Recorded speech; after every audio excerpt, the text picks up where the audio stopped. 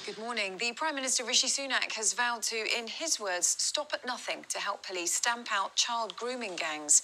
A new task force is being set up to target the criminals involved, and police will be given more support, including the go-ahead to use data on ethnicity as part of their investigations.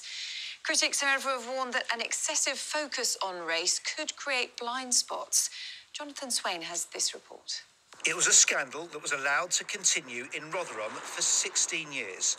1,400 children believed to have been sexually exploited, predominantly by British Pakistani men.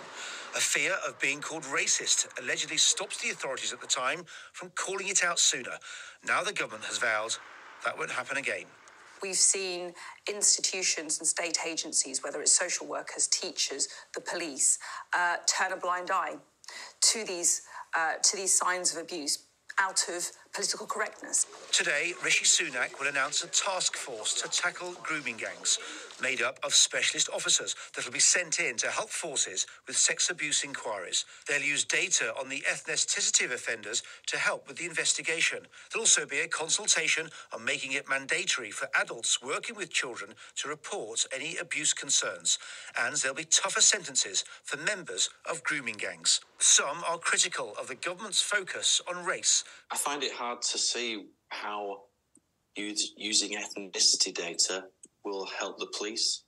The police should just focus on perpetrators being perpetrators and not on their ethnicity. But the Prime Minister is determined to tackle these grooming gangs, saying the priority should be on protecting vulnerable children, not on political correctness. And we can speak now to Jonathan, who's at Westminster for us with more details on this. And Jonathan, an independent report has called the grooming gangs a national scandal. Good morning, Charlotte. And that independent report into the vile and horrific abuse came out in October, made a list of recommendations, but it is only now, isn't it, that it's getting the attention and the promise of action by the government. May have something to do with the fact that local elections are coming up at the beginning of May, and as a result of that, the Prime Minister himself is travelling up to the north of England today, where a lot of this widespread abuse was reported and happened. It's obviously all part of the local election campaign for him.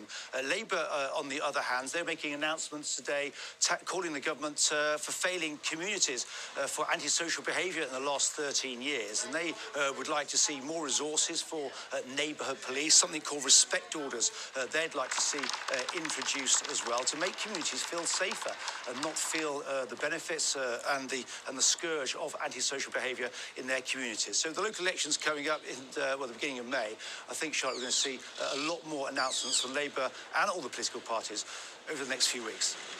Jonathan, thanks very much.